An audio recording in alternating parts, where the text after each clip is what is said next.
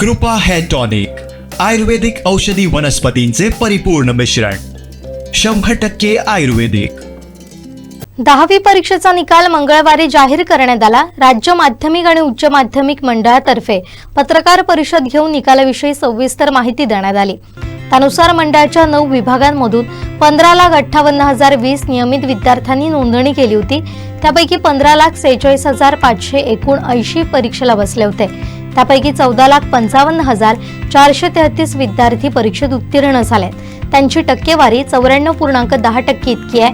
सर्व विभागीय मंडळातून कोकण विभागाचा निकाल सर्वाधिक म्हणजे 98.82% इतका लागलाय, तर सर्वात कमी निकाल नागपूरचा म्हणजे 90.78% लागलाय.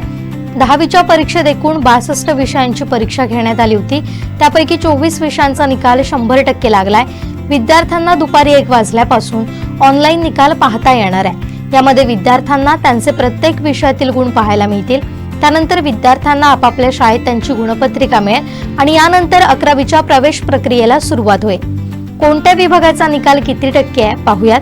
कोकण सर्वाधिक 98.82%, कोल्हापूर 96.78%, मुंबई 95.84%, पुणे 94.81%, नाशिक 93.4%, अमरावती 92.95%, संभाजीनगर 92.82%, लातूर 92.77%, नागपूर 90.78%.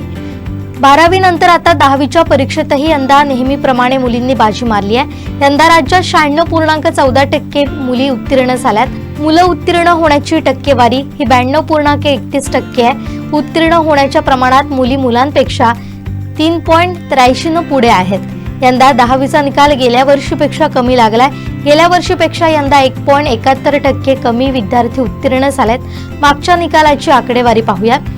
2022 मध्ये 96.94%, 2023 मध्ये 93.83%, 2024 मध्ये 95.81%, तर 2025 मध्ये 94.10% इतका निकाल लागलाय. राज्यातील शिक्षण मंडळाच्या एकूण 9 विभागांमध्ये 285 विद्यार्थी हे काटावर पास झालेत. या विद्यार्थ्यांना 35% गुण मिळाले. 35% मिळवणाऱ्या विद्यार्थ्यांची सर्वाधिक संख्या पुण्यात आहे, तर कोकणचा निकाल अव्वल असून कोकणात एकाही विद्यार्थ्याला 35% मिळालेले नाहीयेत. आमचे दिवसभरातले सर्व अपडेट्स, ताज्या घडामोडी आणि थेट लाईव्ह पाहण्यासाठी सबस्क्राईब करा, लाईक करा कोकणचं नंबर 1 महा चॅनल कोकण 7 लाईव्हचं YouTube चॅनल.